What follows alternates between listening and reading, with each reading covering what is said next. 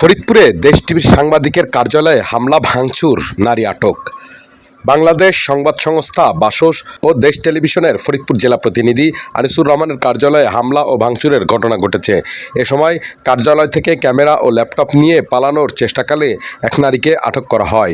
সাংবাদিক আনিসুর রহমান জানান, সোমবার দুপুর 12টার দিকে ফরিদপুর শহরের গোয়ালচামট এলাকায় রকিবউদ্দিন পৌর বিপণী বিতানের দ্বিতীয় তলায় অবস্থিত তার কার্যালয়ে থাই গ্লাস ভেঙে দুর্বৃত্তরা ভেতরে প্রবেশ করে। পরে তারা কার্যালয়ে বিভিন্ন আসবাবপত্র ভাঙচুর ও তছনছ করে। তিনি আরো জানান, দুপুর 12টার দিকে আমার অফিসে এসে একজন আমার অফিস ভাঙচুর করতে থাকে। আমি তখন বাইরে ছিলাম, আমাকে ফোন দিয়ে বলা হয়েছে, আমার যে মার্কেট রয়েছে মার্কেট কমিটির সভাপতি ফোন দিয়ে বলছে, ভাই আপনার অফিস ভাঙচুর করা হচ্ছে, ব্যাপক ভাঙচুর করতেছে, আপনি দ্রুত আসেন। আমি এসে দেখি যে একটি মেয়ে আমার অফিস ভাঙচুর করতেছে।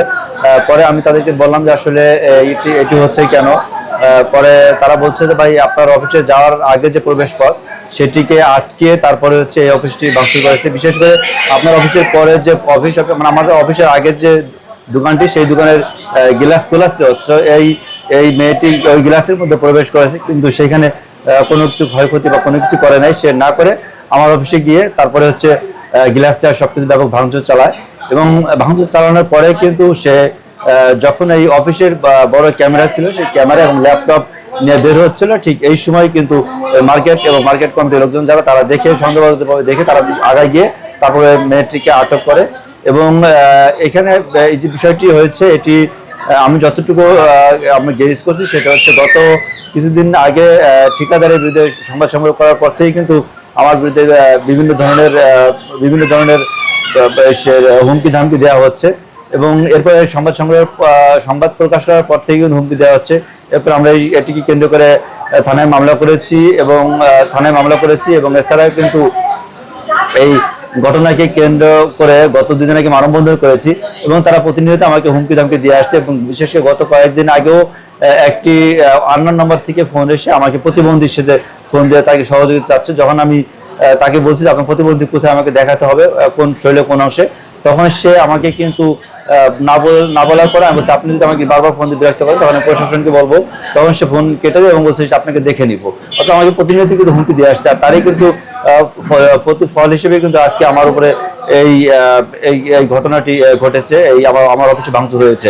আমি ধারণা করছি ঠিকাদার যে ছাইদুর রহমান সে এবং তার যে লালিত যে সন্ত্রাসী বাহিনী সাব্বির এবং রাজেন্দ্র কলেজের সভাপতি পারভেজ সহ যারা এর সাথে আমাকে হামলার সাথে জড়িত ছিল, তারাই এই ঘটনাটি ঘটিয়েছে, এমনটাই আমি মনে করছি। ভাঙচুরের এক পর্যায়ে দুর্বৃত্তরা কার্যালয়ে থাকা ক্যামেরা ও ল্যাপটপ নিয়ে পালানোর চেষ্টা করে। এ সময় মার্কেটে উপস্থিত লোকজন সন্দেহভাজন এক নারীকে আটক করেন। খবর পেয়ে পুলিশ ঘটনাস্থলে পৌঁছে ওই নারীকে হেফাজতে নেয়। সাংবাদিক আনিসুর রহমানের দাবি, তার কাছে থাকা সংরক্ষিত বিভিন্ন সংবাদ সংক্রান্ত তথ্য ও ভিডিও ডকুমেন্টস নষ্ট করার উদ্দেশ্যেই পরিকল্পিতভাবে এ হামলা ও ভাঙচুর চালানো হয়েছে। তিনি অভিযোগ করেন, সম্প্রতি একটি অনুসন্ধানী প্রতিবেদনের জেরে স্থানীয় এক ঠিকাদারের লোকজন তার উপর হামলা চালিয়ে আহত করে। এ ঘটনায় তিনি কোতোয়ালি থানায় মামলা দায়ের করেন। এরপর থেকেই সংশ্লিষ্ট পক্ষের কাছ থেকে বিভিন্ন ধরনের হুমকি ধামকি পেয়ে আসছিলেন বলে দাবি করেন তিনি। সাংবাদিক আনিসুর রহমান মনে করেন, সর্বশেষ এ হামলা ও ভাঙচুরের ঘটনার সঙ্গে ওই পক্ষের যোগসূত্র থাকতে পারে। এ বিষয়ে আইন শৃঙ্খলা বাহিনীর পক্ষ থেকে তদন্ত অব্যাহত রয়েছে বলে জানা গেছে। খবর পেয়ে ঘটনাস্থলে কোতোয়ালি থানা পুলিশ উপস্থিত হন। আইনানুগ ব্যবস্থা প্রক্রিয়াধীন রয়েছে।